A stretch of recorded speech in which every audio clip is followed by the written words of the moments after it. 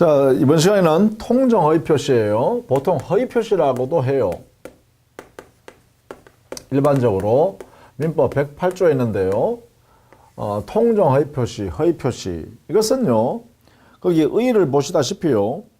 이 표의자가 말하는 사람이 의사 표시가 불일치하는 내용으로 상대방과 내용을 합의하에 가짜로 만드는 거예요. 표의자 입장의 의사표시를 보면 상대방의 합의하에 가짜인 의사표시를 하는 거예요. 이것을 통정의 표시라고 그래요. 여기서 가장 핵심되는 게 뭐냐면 통정한다는 것이죠. 즉 상대방과 합의하에 한다는 것입니다. 이게 바로 통정의 표시예요. 그러면 가짜로 허위로 상대방과 합의하에 표시행위했으니까 그 효과는 당연히 무효가 돼야겠죠. 상대방도 보호할 필요 없고, 그렇죠. 효력을 인정할 필요가 없죠. 그래서 통정허위 표시의 표시행위는 무효가 된다. 이렇게 되겠죠. 이때 통정의 의미를 잘 이해해 두시기 바랍니다. 통정이라는 것은 합의, 상대방과 가짜로 하기로 합의하는 거예요. 또는 상대방의 양해하에 이루어진다. 이렇게 표현하기도 해요. 양해. 또 우리 사회에서는 둘이가 짜고 한다. 이렇게 표현하기도 하죠. 짜고 한다. 이것을 우리는 통정이라 그래요. 결국은 이 통정이 가장 핵심인데 허위 표시의 내용을 가만히 듣다 보면 의사와 표시행위가 일치하지 않은 사실을 표의자가 알고 할 뿐만 아니라 상대방과 짠다, 그죠? 짜고 한다, 이 말이죠. 그래서 이 요소 세 가지가 들어있어야 돼요.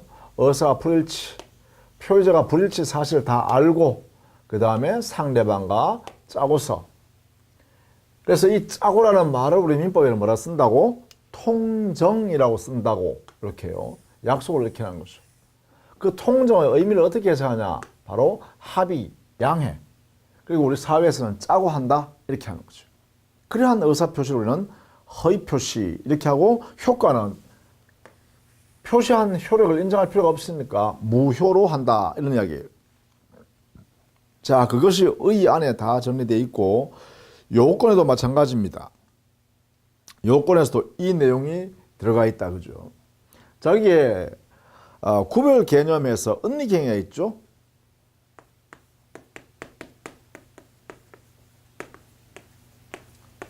은닉행위. 은닉행위란 것은 이 통정 허위 표시에 의하여 밖으로 드러내놓은 이 가짜로 만든 행위 뒤에 당사자가 숨겨서 행한 행위입니다. 숨긴 법률행위예요.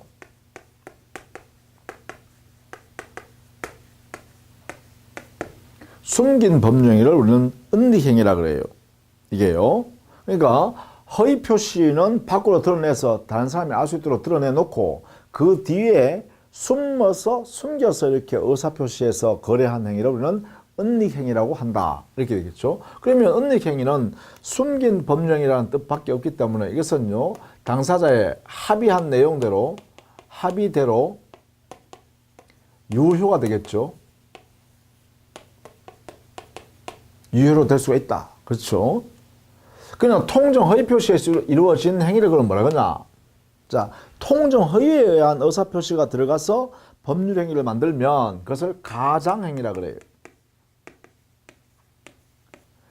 가짜로 만든 법률 행위다 이 말이죠. 가장 행위라 그래요. 이 가장 행위는 허위 표시가 들어가서 만들어 놓은 행위니까 당연히 이것도 무효인 법률 행위죠. 통정 허위 표시에서 만들어낸 가장행위는 무효가 됩니다. 그래서 효과. 통정 허위 표시 효과는 무효다, 무효. 무효. 그래서 47페이지에 가면 통정 허위 표시는 재료예요. 47페이지 재료에 기억. 통정 허위 표시는 당사자 사이에서는 언제나 무효이다. 무효이기 때문에 이행하기 전이면 이행할 필요가 없고 이행한 후라면 부당이득이죠. 이행했다면 이행받은 만큼 부당이득의 문제가 발생하고 부당이득의 문제는 반환해야 되죠. 따라서 이 무효임에도 불구하고 무효 내용대로 이미 이행한 것이 있으면 이때는 부당이득의 반환 의무가 생깁니다. 이렇게요. 따라서 여기는 불법 원인급여가 적용되지 않는다. 불법 원인급여는 사회질서 위반으로 인하여 무효가 됐을 때 불법 원인급여의 문제가 생기죠. 따라서 통정허위 표시 자체는 사회질서 위반이 아니라는 것입니다. 그 다음에 이렇게 가장행위에 대해서는 이것이 채권자 취소권을 행사할 수도 있다 이렇게 해놨어요. 인정이 가능합니다. 보통 이게 채권자 취소권이라는 것은 우리 시험 범위에 직접 들어가지는 않아요. 왜냐하면 이것은 채권법 406조에 규정이 있어요. 자, 어떤 경우는 하면 이런 겁니다. 이 가장행위가 채무자가 가장행위인데 이 채무자가 채권자를 침해할 의사로서 속이는 행위를 했다. 이걸 사행위라고 해요. 채무자가 사행위 한 경우입니다. 이때는 채권자가 그 사행위인 가장행위를 취소해버린 거예요. 사행위. 자, 이걸 잠깐 보면 이런 거죠. 자, 갑이라는 사람이 A에 대해서 10억의 채무가 있습니다. 근데 이 갑은 자기 재산, 이 유일 재산인데요. 자기가 가지고 있는 재산량은 이 건물밖에 없습니다. 이게 보통 한 10억 정도 가는 재산입니다. 자, 그런데 A가 갑에 대하여 10억의 채권을 가지고 있는데 변제기가 도래했습니다. 그러면 갑은요, 이 건물을 팔아서 금전으로 바꾸어서 10억을 변제하면 됩니다. 자기의 유일 재산을 팔면 되는데 이걸 팔기 싫으니까 어떡하냐. 자기가 믿을만 하나 을을 만나가지고 이런 사정을 다 이야기합니다. 저기 채권자 A가 내 이 건물 하나 10억짜리 밖에 없는데 재산이라고 요거밖에 없는데 이걸 강제집행할 것 같다고 변제에 돌아가니까 돈을 돌라고 자꾸 독촉한다. 그러니 친구야, 을한테 이제 친구인가 봅니다. 을아, 이런 사정이니 이 건물을 네가 사는 것 좀 해줄래? 내가 팔 생각 없지만 어쩔 수 없잖니. 그러니까 을이요, 그런 사정을 딱 하니까 그래, 그렇게 하자. 내가 사는 것처럼 해줄게. 이렇게 했다는 거예요. 그럼 이게 보세요. 이 갑의 의사표시는 팔 생각은 없죠. 팔 의도는 없어요. 근데 표시는 내가 팔게 살래라고 표시하고, 을도요, 사실은 살 의사 없지만 거기에 협의해 주는 거죠. 합의로 사는 것처럼 해줄게 라고 했죠. 그러면 을과 갑의 사이에서 갑이 이 의사표시하는데 을이 뭐 했어요? 합의하에 이루어졌죠. 둘이가 짜고 한 거죠. 짜고서 그래서 매매 계약하는 것처럼 이렇게 꾸몄잖아요. 자, 이럴 때 이 갑의 의사표시는 팔 의사 없이 상대방의 합의하에, 상대방 을이라는 사람의 양해 하에 이렇게 가짜로 의사표시를 했죠. 이게 바로 통정허위 표시 108조란 거예요. 요 갑의 의사표시가, 요 의사표시가 통정허위 표시로서 이루어진 의사표시라는 거죠. 그러면 이 의사표시 효과는 뭐냐? 무효제요. 무효. 그러면 이 매매계약은 뭐라 그러냐? 요거는 통정허위 표시가 들어가서 만들어 놓은 매매계약이니까 가장매매라고 합니다. 가장매매도 어떻게 되나요? 무효죠. 왜냐하면 이 의사표시가 무효니까 당연히 법률행위인 가장매매도 무효가 되겠죠. 자, 그런데 이 매매계약서를 만들어 가지고는 등기소에 가서 갑과 을이 가서 을 앞으로 이 갑의 소유권을 말이죠. 을 앞으로 이렇게 이전 등기해 놓겠죠? 이게 등기전 해준다 이 말이죠. 그렇다면 우리는 민법적으로 어떻게 해결해야 되냐면 갑과 을 사이의 이 매매 계약은 가장 매매 행위로서 무효인 매매 계약이다. 무효니까 너는 소유권이 없다 이렇게 해야 되죠. 자, 갑과 을 사이의 매매는 무효다라는 것은 바로 이 이야기입니다. 가장매매는 무효다. 왜 무효냐 하면 통정허위 표시가 무효이기 때문에 이렇게 무효가 된다. 이런 이야기예요. 이것을 지금 설명한 거예요. 그래서 가장매매, 통정허위 표시란 당사자에서는 언제나 무효다. 이 말이죠. 이게 효과다. 그죠? 효과. 이게 효과입니다. 당사자에는 언제나 무효다. 그런데 이 사례에서 말이죠. 억울한 사람은 이 채무자는 자기의 유일 재산을 이 가장매매를 통해서 빼돌리는 행위했죠. 을한테로. 그죠? 을한테로 등기 전해놨으니까 마치 을이 소유자인 것처럼 보이게 만들었잖아요. 이것은 곧 뭐예요? A의 채권을 침해할 의도를 가지고 이런 행위했죠. 요 가장매매 뭐예요? 채무자가 기망한 것이죠. 채권자의 채권을 침해할 의도를 가지고 속이는 행위한 거죠. 속이는 행위. 기망행위 했죠. 그래서 기망행위 사기치는 행위였단 말이야. 그래서 사해행위라 이렇게 했죠. 그 법률행위 모습이 채권자의 채권을 침해하기 위하여 사기쳤다 이 말이지. 그래서 이걸 우리가 합쳐서 사해행위인 가장매매다 이렇게 표현합니다. 사해행위인 가장매매다. 그럼 이때는 채권자는 자기 채권, 이 채권을 회수하려고 그러면 어떻게 해야 되냐? 여기에 을 앞으로 소유권 이전 등기되어 있으면 강제집행할 수 없죠. 왜냐하면 A는 갑에 대한 채권자이지 을에 대한 채권자가 아니잖아요. 그러니까 을의 소유권 등기가 되어 있는 이 상태를 제거해버리고 다시 갑의 소유권이다 라고 등기부에 이렇게 갖다 놔야 그래야 A가 이 건물을 강제집행할 수 있죠. 그러면 이 A 앞으로 다시 갑 앞으로 소유권 이전을 다시 등기부에 이렇게 일치되도록 갖다 놓으려 그러면 이 등기를 없애야 됩니다. 이 등기를 지워버려야 됩니다. 지우려 그러면 이 매매계약을 없애버려야 됩니다. 이 매매계약 없애버려야 되는데 매매계약이 있으니까 등기를 없앨 수가 없어요. 그래서 어떻게 하냐? 우리 민법은 바로 이 사행에 대해서는 채권자가 취소권 행사할 수 있도록 해주겠다는 거예요. 그럼 여기 채권자는 A입니다. A. 따라서 A가 채권자가 이 매매계약인 가장매매, 사행이죠. 사행인 가장매매를 뭐 한다? 취소한다 라고 해줄 수 있도록 일자하겠다.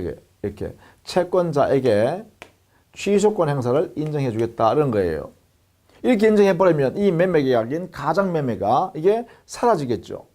사라지니까 어떻게 돼요? 이 등기를 말소하라 할 수 있겠죠. 말소하라 했으니까 말소해야 되잖아요. 취소권을 우리 민법이 인정하니까. 그럼 이걸 등기를 말소해버리면 드디어 갑의 소유 등기가 제일 마지막에 나타나게 되죠. 그러면 채권자는 채무자 재산인 소유권 등기를 집행하면 되겠죠. 이것을 우리는 채권자 취소권이라 하고 이렇게 가장매매, 즉 통정허위 표시에 의한 가장행위를 통해서 채무자가 자기의 유일 재산을 이렇게 사행위를 통해서 거래했을 때는 채권자가 그 사행위, 채권자가 스스로 거래행위의 당사자가 아님에도 불구하고 이렇게 취소권을 인정하는 제도가 바로 채권자 취소권을 인정한다. 자, 요 채권자 취소권은 유일하게 우리 시험에서는 여기만 인정합니다. 통정허위 표시에 의한 가장행위했을 때만 사행위를 인정합니다. 그래서 채권자 취소권 인정하는 영역 요밖에 없습니다. 여기에서만 채권자 취소권을 허용한다. 우리 시험 범위안에서는 그렇습니다. 우리 시험 범위안에서는. 자, 이렇게 정리를 해 두시자라는 것입니다. 자, 그러면 당사자 사이는 언제나 무효인데 제3자 사이는 어떻게 되냐? 이게 문제되죠. 이 효과에 대한 제3자 보호. 여기는 뭐예요? 선의의 제3자는 보호한다 했죠. 그리고 우리 판례가 제3자가 나타나면 선의를 일단 추정한다 이랬습니다. 그러면 이렇게 되겠죠. 만약에 이렇게 돼 있는데 이 A가 취소하기 전에 말입니다. 이 취소권 아직 행사하기 전에, 이걸 행사하기 전에 만약에 을이 소유권자로 이렇게 등기돼 있잖아요. 지금 현재 그죠? 등기가 이렇게 돼 있단 말이야. 그러면 제3자 병이라는 사람이 이 건물 소유자가 을이구나 이렇게 믿게 돼버리죠. 그래서 병이라는 사람이 을한테 가서 야, 그 건물 내한테 팔래 이렇게 했어요. 그래서 이렇게 두 사람 사이에 사실은 을이 팔면 안 되지요. 자기의 소유 건물이 아니니까 나 못 판다라고 해야 되는데 불구하고 만약에 을이 돈이 필요하기 때문에 병에게 이렇게 거래를 해버렸다 해보세요. 그러면 이 병이라는 사람은 이 거래행위 할 당시에 을이 소유자로 믿고 거래했다. 이 말은 뭐예요? 갑과 을 사이에 통정 허위 표시이기 때문에 무효라는 사실을 몰랐고, 무효라는 사실을 몰랐기 때문에 을이 소유자가 아니라는 사실을 몰랐고, 모르는 상태에서 만약에 병이 거래했다면 이게 뭐예요? 선의의 제3자에 해당되죠. 왜 제3자냐 하면 이 거래행위의 당사자는 갑과 을이고 갑과 을 거래행위 아닌 제3자잖아요. 이 두 사람 사이가 당사자고요. 법적으로 문제되는 것은 바로 여기가 무효니까 여기에 거래 당사자 갑과 을, 그리고 병은 갑과 을이 아닌 제3자, 제3자로서 선이다, 몰랐다. 이 거래행위 할 때 매매 당시에 이 두 사람 사이에 통정허위 표시에서 거래했기 때문에 을이 소유자가 아니라는 사실을 모르고 했다라고 하면 이때 모른다는 사실도 뭐 어떻게 하죠? 우리 판례가 추정한다 했죠. 이렇게 추정하고 있기 때문에 기본적으로 병이 을한테 대금을 지급하고 소유권 이전 등기를 해오면 이렇게 하면 이 사람이 원칙적으로 소유권 취득한다 그죠. 이렇게 이 사람이 소유권 취득해버리면 여기에 있는 갑이나 을이나 A는 A조차도 더 이상 이 사람 병의 소유권을 부정할 수가 없다는 거예요. 이게 뭐냐? 바로 선의의 제3자 보호규정.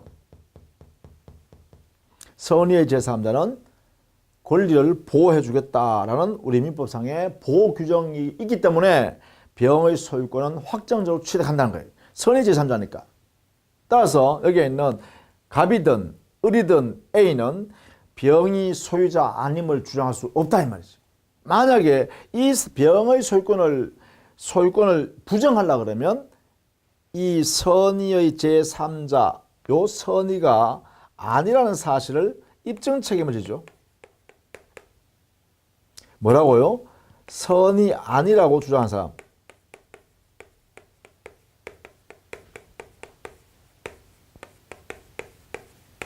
이 사람이 입증을 해야 한다. 이런 이야기입니다. 이게 되기 전까지는 병이 소유권을 취득했다. 이렇게 되는 거죠. 이게 바로 제3자 관계다. 이렇게 되겠죠. 자, 요 내용을 반드시 알아두셔야 되고, 그러면 도대체 요 제3자에 해당되는 사람, 선의로 인정되는 제3자가 어떤 사람이냐? 이걸 우리는 47페이지에 보면 우리 판례가요, 제3자에 해당된다, 안 된다 하는 사례를 쭉 판결한 게 있어요. 이것을 여러분이 숙지를 좀 해야 됩니다. 그렇죠? 이건 자주 보는 수밖에 없어요. 그죠? 여기 보시면 제3자에 해당하는 자, 해당되지 않는 자 이놨죠. 제3자에 해당되지 않는 자 한번 살펴보세요. 결국은 이 거래를 기초로 하여 무효인 거래죠. 통정허위 표시에 의한 거래 행위를 기초로 해서 새롭게 이해관계를 맺은 사람이어야 돼요. 그래야 제3자예요. 반드시요. 제3자라 하면 두 가지 요소를 갖춰야 됩니다. 여기에 무효인 거래행위, 무효, 그죠? 이 거래행위를 기초로, 무효인 거래행위를 기초로. 그래서 그 거래행위를 인하여 권리 취득한 이 권리와 관계되어야 되죠. 권리와 관계되는 거래행위를 또 있어야 되죠. 기초로 새로운 법률관계를 맺어야 됩니다. 이렇게.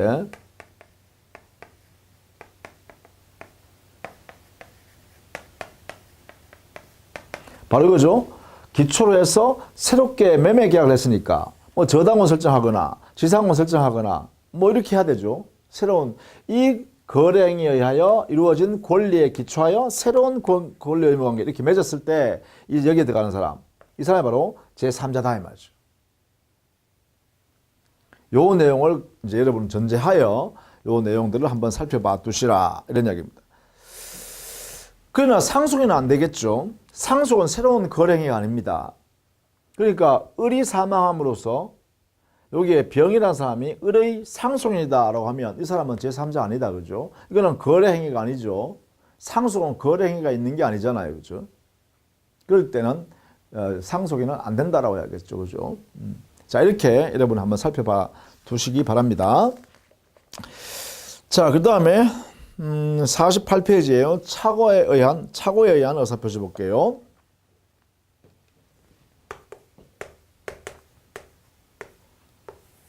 착오에 의한 의사표시. 이 부분이 제일 어렵기도 합니다. 109조. 자, 우리 민법은 일정한 요건을 갖춘 착오에 의한 의사표시 행위는 우선 취소할 수 있다 이랬어요.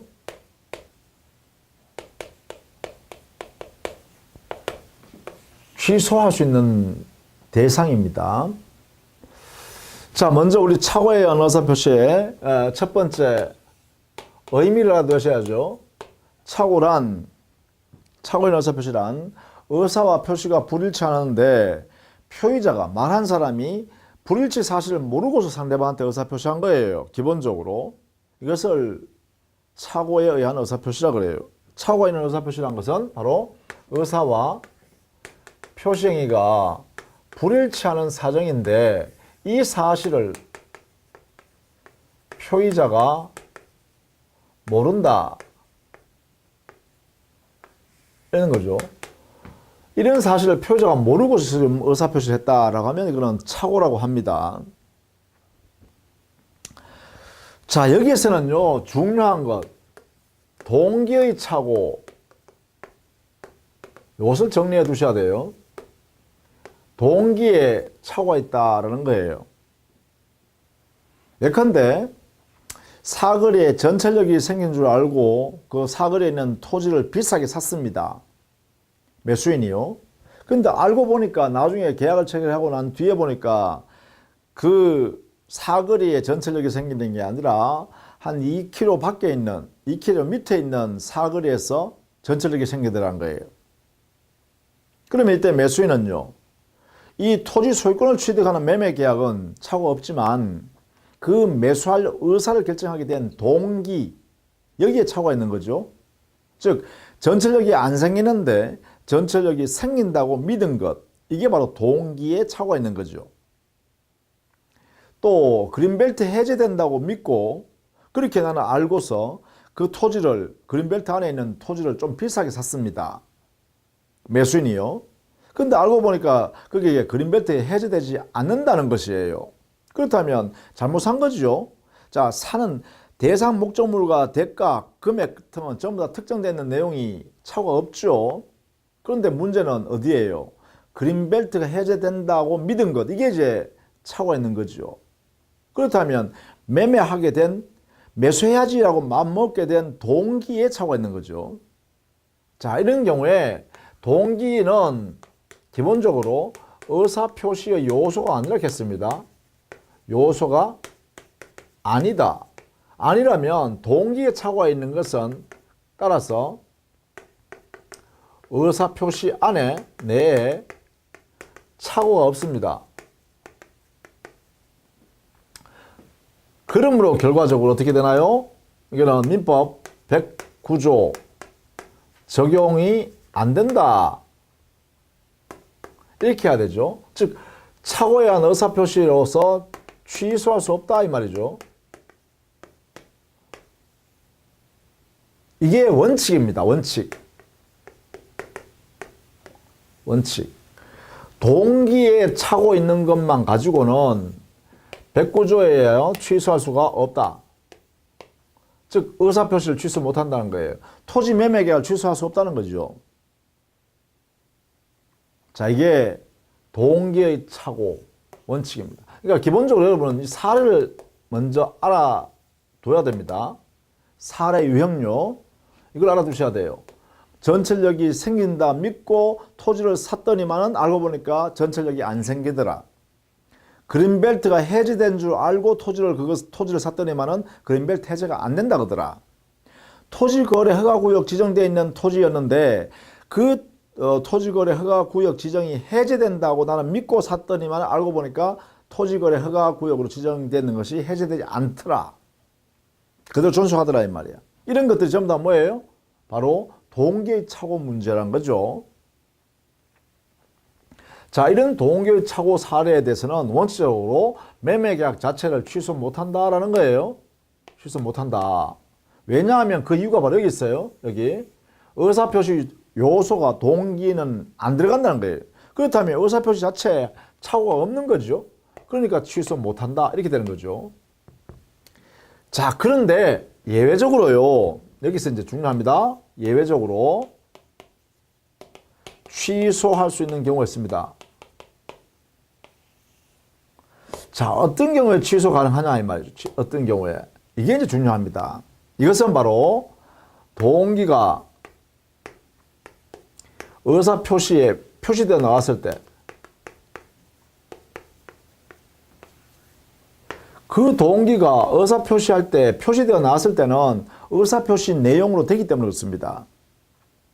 야, 여기에 전철역이 생긴다 그러니까 내가 좀 더 비싸게 살게 이렇게 했단 말이야. 그러면 그 매매 계약을 하게 된 동기가 의사표시 안에 다 나왔죠. 그러면 이 사람은 뭐예요? 그 말의 의미는 여기에 전철역이 안 생기면 나 이거 토지 안 사는 거야 이런 이야기잖아요. 그러니까 동기가 표시되었을 때는 의사표시 내용이 되었으므로 이때 그 동기의 착오 때문에 그게 안 생기더라고 하면 거래행위를 취소할 수 있다는 거죠. 자, 이게 첫 번째입니다. 첫 번째. 두 번째요. 이 표시가 되지 않았다 하더라도 만약 이럴 수가 있죠. 자, 표의자가 동기에 착오서 의사표시하게 됐는데 그 의사표시 동기의 착오에 의해서 의사표시하게 된 이유가 바로 거래 상대방이 표의자의 동기의 착오에 빠뜨리는 행위를 했을 때예요. 이걸 뭐라 그러냐? 상대방의 유발 행위나 상대방의 제공에 의하여 동기의 착오가 발생한 경우. 이런 경우도 있겠죠. 상대방이 말이죠. 헛소문을 퍼뜨렸다 생각해 보세요. 그린벨트 해제된다고 헛소문을 막 퍼뜨려가지고 사람들을 믿게 만들었다는 거예요. 그래서 아 그래? 하고 이 사람이요. 살 사람이 사실은 그린벨트 해제가 되지 않는단 말이지. 그런데 이 당사자는 표의자는 그린벨트가 해제되는 걸 믿었다는 거죠. 믿고서는 야 땅 주인 내가 살게 이렇게 했다는 거죠. 그렇다면 그 상대방이 말이죠. 동기의 착오를 야기시키게 한 거죠. 이게 바로 이거 아니겠어요? 상대방의 유발 또는 제공했다 이 말이지. 동기의 착오에 빠뜨리도록 만들었다는 거죠. 빠지게 만들었다는 거죠. 이런 경우에는 의사표시의 착오 문제로 다뤄도 된다 이 말이에요. 그래서 취소할 수 있도록 하는 거죠. 자, 이게 이제 우리는 보통 뭐 표시서를 하기도 하고 학자들은 그죠? 이렇게 하고 있다라는 것입니다. 동기가 외부에 표시되거나 상대방이 유발했거나 제공했기 때문에 동기의 착오에 빠졌다라고 하면 그때는 취소가 가능하다. 이 말은 뭐예요? 109조를 적용하겠다는 거죠. 이래야 되겠죠. 이 말의 의미입니다. 109조를 적용하겠다 이런 뜻입니다. 그럼 109조가 적용된다면 그 요건이 뭘까? 그냥 착오만 있으면 취소할 수 있냐? 그렇지 않습니다. 세 번째, 의사표시 착오 109조에서 적용되기 위한 요건이 있습니다. 착오가 있기만 하면 취소할 수 있는 것이 아니라 착오 때문에 취소하기 위해서는 두 가지 요건이 필요합니다. 하나는 법률행위의 중요 부분에 착오가 있어야 됩니다. 법률행위의 중요 부분에 관한 착오가 있어야 됩니다. 그 다음에 하나는요, 그 표의자한테, 즉 착오가 일어난 그 표의자에게 중대한 과실이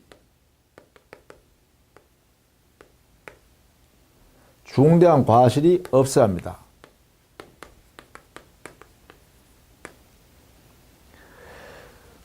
아무데나 착오가 있으면 되는 게 아니라 당의 법률행위에서 아주 중요한 부분, 이 부분에 착오가 있으면 거래하지 않았을 거라고 정도로 중요한 부분이어야 합니다.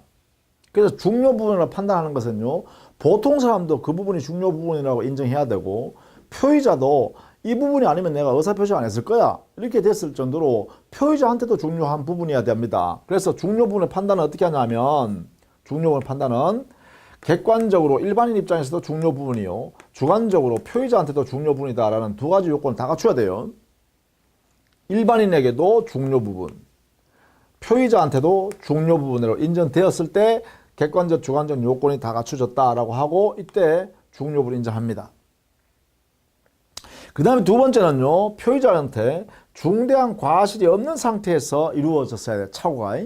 이 착오를 일으킨 표의자한테는 중대한 과실이 없었어야 돼. 그럼 중과실, 중대한 과실이라는 것은 뭐냐? 이것은 이 표의자의 직업이나 그리고 이 법률행위의 종류, 목적 이런 것들을 종합해서 판단해 봅니다. 그래서 현저하게 크게 실수를 했냐? 이걸 우리가 보통 현저한 부주의라 그래요. 큰 실수를 하고 이게 착각을 했느냐 이런 이야기죠. 현저한 부주의가 존재하면 중대한 과실이 있게 되고 그 중대한 과실이 있으면 취소 못합니다.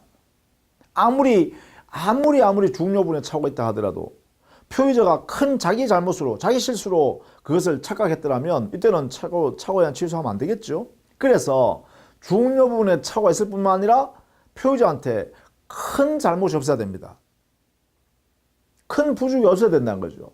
큰 실수 안 했어야 된다는 거죠. 그래야 취소할 수 있다는 거예요. 자, 이때 이게 중요 부분에 관한 착오가 있다는 것은 이것은 표의자가 스스로 입증해야 됩니다. 표의자가 판사님을 설득해야 돼. 중대한 과실이 있다 없다 여기에 관해서는요, 표의자의 상대방이 입증 책임을 집니다. 이렇게 이거 입증 책임을 분담시켜 놨죠. 표의자가 취소할 때는 내가 중요 부분이라는 것을 입증하고 상대방 입장에서는요, 야 표의자 당신 큰 부주의했기 때문에 네가 실수했잖아. 그럼 내가 취소 못해 이렇게 주장하겠죠. 그래서 이렇게 입증하게 됩니다. 이걸 증명 못하면 취소되는 거죠.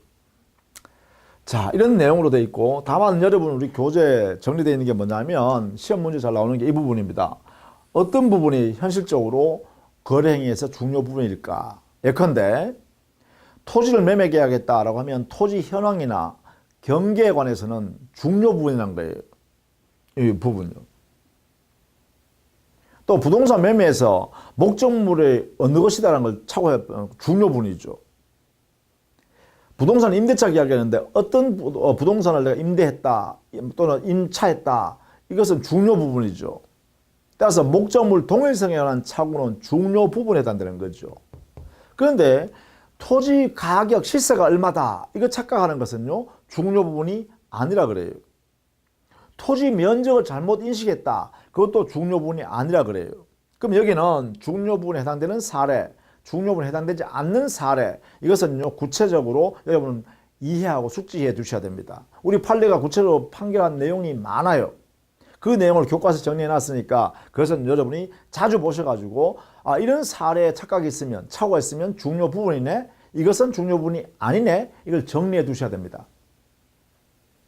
그 다음 중과실에 관한 것도 마찬가지예요. 우리가 미리 준비를 해야 됩니다. 우리 실제 사건에서 우리 판례가 이런 사례에 대한 이렇게 정도의 부주의가 있으면 중요 부분이라고 했다. 이런 경우는 아니라 했다. 이런 걸 정리해 주셔야 됩니다. 대표적으로요. 우리 교재에 있죠. 토지를 매수하는 사람은 토지에다가 건물을 지을 목적으로 토지를 산다라고 하면 그 토지에 건물을 지을 수 있는지 없는지 판단해야 될 필요가 있고 그것은 매수인에게 중요한 부분이기 뿐만 아니라 동시에 그것을 확인해 보지 않는다는 것은 중대한 과실이 있다라고 우리 법원은 판단하죠. 그에 반해서 고려청자임을 자기는 과신하고 자기가 골동품을 거래해봤기 때문에 매수인이 말입니다. 자기가 골동품을 감정할 능력이 좀 뛰어나다 이렇게 자기가 스스로 믿고 말이지. 그래서 골동품 고려청자로 믿고 말이지 매매 계약을 했습니다. 근데 알고 보니까 나중에 감정인을 모셔와서 실제로 보니까 사실은 그것은 고려청자가 아니다 이 말이지. 그냥 일반 청자라서 돈 1, 2만 원 주면 사더라는 말이야. 자, 그렇다면 이때 이 고려청자로 믿고 매수한 이 매수인은 자기의 감정 능력을 과신한 것은 뭘까? 중대한 과신이 있는 거냐? 이렇게 물으니까 판사님이 뭐래요? 중대한 과신은 없습니다. 다만 과신은 있을 뿐입니다. 그러니까 중대한 과신은 없다는 거예요. 그렇다면 취소할 수 있는 거죠. 자, 이렇게 거기에 우리 교재에 나오는 내용 정도는 중요 부분에 관한 해당되는지 여부, 중대한 과실에 해당되는지 여부, 이것은 여러분이 많이 보셔가지고 숙지하셔야 됩니다. 그 내용을. 그래서 이런 내용이 갖춰지면 그때 뭐 할 수 있다? 취소할 수 있다라는 것이에요. 취소하면 어떻게 되죠? 우리 민법에서 취소하면 취소는요, 유효한 법률행위에 대해서 취소를 함으로써 처음부터 무효행위로 간주해버리죠. 무효로 간주합니다. 이렇게 소급해서 무효로 간주하는 거예요. 그러면 취소해버리면 소급해서 무효가 되어버리니까 만약에 당사자끼리 거래한 내용이 있으면 주고받은 게 있으면 어떻게 돼요? 부당이득 반환의 법리로 정리해야 되겠죠. 여기는 이행이 이루어졌다면 무효임에도 불구하고 취소함으로써 무효가 되었음에도 불구하고 이 당시에 여기에 유효행위 여기에 이행이 있었다라고 하면 이행 후에 취소했다는 말이야. 그러면 이때는 부당이득 반환으로 정리해야 되죠. 선이라면 현존이익으로, 악의자라면 전부 배상해야 된다. 이런 원리로 적용해야 되겠죠. 자, 이게 바로 착오에 관한 것입니다. 우리 교재 잘 봐두셔야겠습니다. 자, 우리 착오의 형태에서는요, 거기에 49페이지 제일 위에 있는 동기의 착오, 요 부분을 법적 취급, 요 내용을 잘 알아두셔야 됩니다. 거기에 법적 취급으로서 표시설, 그리고 우리 판례가 동기의 착오를 상대방이 유발시켰거나 상대방의 제공에 의해서 동기의 착오가 발생했을 때는 표시 여부를 따지지 않고 일단 109조에서 취소할 수 있다. 이런 내용이 정리되어 있죠. 그 다음에 50페이지에 가면 요건이 있습니다. 요건에 보면 동그라미 1번 법률행위 내용에 중요분의 착오가 있을 것 해서 거기에 중요분의 태양에 관한 모습에 대한 내용을 정리해놨죠. 이 부분을 여러분이 정리를 꼭 해두셔야 됩니다. 거기에 보시면 A. 사람의 동일성에 관한 착오는 중요 부분일 수도 있고 중요 부분이 아닐 수도 있어요. 거래행위, 법률행위 내용에 따라서 사람의 동일성에 관한 착오가 중요 부분이 될 수도 있고 중요 부분이 아닐 수도 있다. 예컨대 현실매매 계약에서는 중요 부분이 아니에요. 사람의 동일성에 관한 착오는 중요 부분이 아니다 라고 하고 있죠. 그 다음에 목적물의 동일성에 관한 착오는 대체로 중요 부분이라 합니다. 목적물 동일성에 관한 착오는 중요 부분이다 이렇게 해도 좋습니다. 세 번째, 토지 현황 경계에 관한 착오 중요 부분이라고 합니다. 네 번째, 법률행위 성질에 관한 착오도 중요 부분이라고 합니다. 등등등 이렇게 보시면 되겠죠. 또 중요 부분에 해당되지 않는다고 하는 것도 있죠. 사람의 신분이나 경력에 관한 착오라든지, 그 다음에 목적물의 소유권, 시가, 수량에 관한 착오, 토지의 지적 부족, 면적에 관한 착오, 이런 것입니다. 이런 것들 등등. 이런 것들은 중요 부분이 아니다고 한 판례가 있다. 이렇게 한번 살펴봐 두시기를 부탁드려요. 그 다음에 동그라미 2번. 표의적에 중대한 과실이 없을 것 했는데, 중과실의 의미, 니언에 있죠. 요 니언을 잘 봐두시고요. 마지막에 여기에 디귿 부분에 보시면 표의적에 경과실이 있는 경우 취소 자체가 가능하죠. 다만 상대방은 손해배상 청구를 할 수 없다는 것도 알아두시기 바라고. 다음 페이지 52페이지에 가면 거기에 중대한 과실에 관한 판례가 있습니다. 거기에 1번은 공장을 경영하는 자가 공장이 협소하기 때문에 땅을 사서 거기다가 공장을 지으겠다 마음먹고 그래서 땅을 샀습니다. 매매 계약했습니다. 이때 매수인이 그 매수하는 토지에 건물을 지을 수 있는지 없는지, 공장을 지을 수 있는지 없는지를 판단하죠. 확인해 보지 않는 것, 조사하지 않은 것은 중대한 과실이 있다고 하죠. 따라서 취소 못하게 합니다. 그러나 2번 고려청자로 믿고 매수한 사람이 자기가 골동품 감정 능력이 뛰어나다고 과신한 것은 과실은 있을지언정 중대한 과실은 없다 이렇게 해석했죠. 중대한 과실이 없다 했기 때문에 취소할 수 있다고 하겠죠. 뭐 이런 식으로 좀 봐두시고요. 효과. 당사 사이는 언제나 중요 부분에 착오가 있고 중요에 대한 관심이 없으면 취소할 수 있죠. 취소하면 소급에서 무효가 되고, 다만 이 취소를 가지고 선의의 제3자한테는 대항할 수 없습니다. 똑같죠. 자, 그런 내용으로 정리해 두시고, 다른 제도와의 관계는 여러분이 우리 민법 전체를 공부하고 난 뒤에 우리가 공부해야 되는데, 미리 정리해 보면 이렇습니다. 착오에 의한 취소했어요. 매매계약에서 매수인이 착오 때문에 당해 매매를 했다는 거예요. 매수인이. 그런데 그 내용에 착오의 대상이 바로 목적물의 하자가 있다는 것을 모르고 샀다는 거예요. 자, 그렇다면 이때 매수인은 매매계약을 우리 나중에 배웁니다. 매매계약에서는 매도인은 하자 담보 책임을 무과실 책임으로 집니다. 매도인은 책임을 져요. 자기가 판 물건에 대해서 하자가 있으면 책임진다. 이걸 매도인의 하자 담보 책임이라고 합니다. 그렇다면 매수인은요, 착오에 의한 취소도 행사할 수 있고, 착오로 인한 의사표시 취소, 매매계약을 취소한다는 거죠. 또는 매수인은 매도인의 하자가 있다는 걸 모르고 팔았다 하더라도, 과실이 없다 하더라도 매수인은 당해 매매계약을 해지한다든가 손해배상을 청구할 수 있도록 하자 담보 책임을 매도인한테 물을 수 있도록 해놨어요. 그렇다면 이 매수인은 착오에 의한 취소권을 행사할 수도 있고, 혹은 하자 담보 책임을 이유로 해서 계약을 해지하거나 손해배상 청구할 수도 있고, 마음대로 선택할 수 있느냐, 이런 문제가 생기죠. 매수인한테. 여기에 대해서 우리 다수 견해는요, 매수인은 착오에 의한 취소는 할 수 없고 담보 책임만 매도인한테 물어라, 이렇게 해서 하고 있어요. 그것은 바로 우리 민법의 규정을 해석하는 건데, 민법 총칙에 있는 이 착오에 의한 취소권 제도는 일반 규정이다. 법률행위 거래 일반에 대해서 적용되는 일반 규정이다.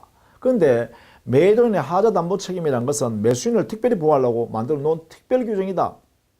그렇다면 특별 규정 우선의 원칙에 따라서 하자 담보 책임만 매수인이 물을 수 있다라고 해석하는 것이 옳다. 이게 통설이다 이 말입니다. 이렇게 해석하시면 되겠고, 만약에 거래 당사자가 상대방의 사기에 의하여 착오에 빠져서 의사표시했다라고 하면 착오로 인한 의사표시 취소와 사기로 인한 의사표시 취소 110조가 있거든요. 이 두 가지 취소권 다 발생하는가? 마음대로 선택할 수 있는가? 이렇게 물어보면 이것은 인정한다는 것입니다. 사기당해서 착오에 빠져서 의사표시했다면 그 당사자는 이 요건 모두를 갖췄다고 한다면 당연히 취소권 두 개를 다 인정하자. 그래야 사기당한 사람을 더욱 철저히 보호할 수 있다. 뭐 이런 이야기죠. 그 다음에 53페이지에 보시면 3번, 이것은 여러분 숙지를 좀 해두시는 게 좋습니다. 3번 동그라미 제일 위에. 자, 매수인이 채무 불이행하니까 해지했습니다. 해지하면 소급에서 무효가 되거든요. 이건 나중에 또 계약 해지에서 배웁니다. 이에 반해서 매수인은 착오에 의해서 의사표시했기 때문에 그 매매계약을 착오에 의한 의사표시 요건을 갖추었으면 취소하겠다. 이걸 나중에 하려고 그래요. 즉 매도인이 해제를 먼저 하고 난 뒤에 매수인이 야, 나 알고 보니까 매매계약 할 때 착오에 의한 의사표시, 그래서 나는 109조에 취소 요건을 갖추었네, 나 취소할래 지금, 이렇게 할 수 있는가라는 거죠. 매매계약을 매도인이 해제권을 행사한 후 소급에서 무효가 됐음에도 불구하고 매수인이 나중이라도 해제된 그 매매계약을 나 취소할게 라고 취소권 행사할 수 있는가 라는 문제입니다. 여기에 대해서는요, 우리 판례가 있어요. 매매계약을 매도인이 해제한 후일지라도 매수인은 착오에 의한 의사표시에 해당된다면 취소할 수 있다. 해제 후에도 취소할 수 있다. 이렇게 해석했다는 거예요. 이렇게 함으로써 매수인을 보호하는 취지가 있기 때문에 그렇습니다. 자, 이런 내용으로 정리를 좀 해 두시기를 부탁드립니다. 자, 다음 시간에는요, 하자 있는 의사표시요, 사기관받아 의사표시를 정리하도록 하겠습니다. 자, 수고 많으셨습니다.